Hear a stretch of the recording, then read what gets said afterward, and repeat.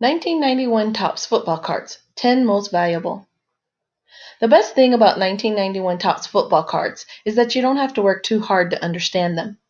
I mean, these things might as well have been called 1991 Topps Baseball Cards Extra Point Edition, because the design was nearly identical. You know, modulo a baseball logo here and an all-pro design there. If not, well, at least there was plenty of 1991 football to go around. And these, the most valuable of the 1991 Topps football cards, hold enough Hall of Fame firepower to satisfy just about any gridiron taste. Prices culled from recent eBay sales of PSA 10 cards. Check out the link in our description for a more up-to-date list. Hike! 1991 Topps Joe Montana, number 73. By the time this card was issued, Montana had only one start with the 49ers ahead of him, even if no one knew it. A preseason elbow injury knocked him out of all of 1991 and until the second half of the final regular season game in 1992. Joe suited up again in the NFC Championship game, but he was a third stringer behind Steve Young and Steve Bono. Never mind that, though, because Montana was and is a football god. 1981 Topps Jerry Rice, number 81. Didn't seem to matter much to Rice, who was under center, because the NFL's greatest receiver just kept grabbing balls and making everyone around him look good. Rice holds just about every receiving record there is, won Super Bowls with both Montana and Young, and was about as easy of a Hall of Fame selection as there ever has been. 1991 Topps Emmett Smith, rookie card, number 360. Is Smith the greatest running back of all time?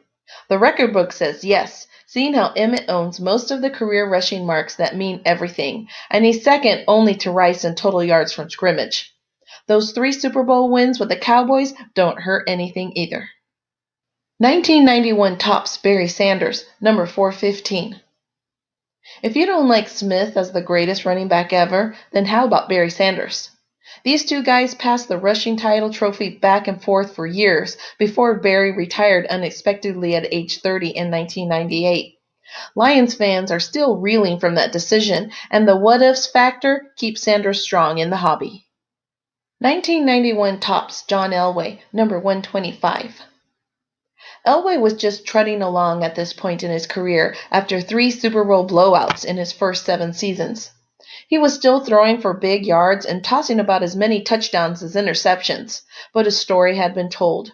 Great talent, couldn't win big games. But then he did in 1997 and again in 1998.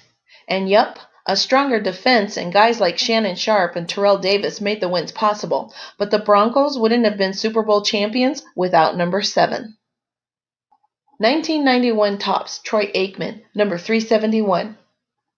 Is there any position in sports more glamorous than quarterback for the Dallas Cowboys?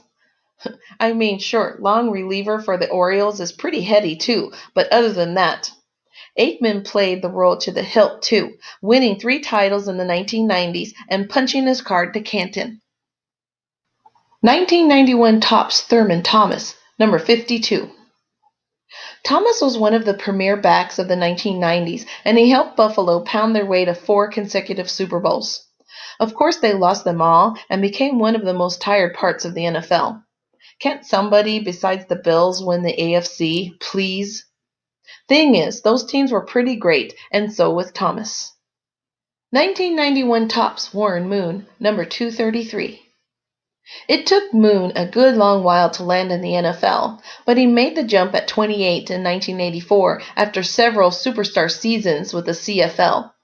And in the NFL, well, Moon was a superstar there too, becoming one of the most prolific passers of all time. 1991 Topps Lawrence Taylor, number 16. Best linebacker of all time? Taylor has to be high on that list, with guys like Ray Lewis, Dick Butkus, and Jack Lambert.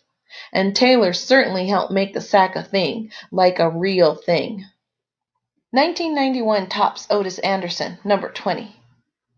Anderson ran for 1,600 yards as a rookie for the Cardinals in 1979, then reeled off 4 more 1,000-yard seasons the next 5. Then, well, he didn't top 500 from 1985 through 1988 and bottomed out with 6. 6 yards on 2 carries in 1987 with the Giants. But as the Giants ramped up in the late 1980s, Anderson found his groove again and anchored the ground game to help the G-men become contenders. Anderson topped 1,000 yards in 1989, and then as the Giants pushed towards a Super Bowl victory, he picked up 784 yards and 11 touchdowns in 1990. Oh, and he also won the Super Bowl MVP honors for good measure. This card shows Anderson during that championship season. Like our video? Then like our video and subscribe to our channel. waxpackgods.com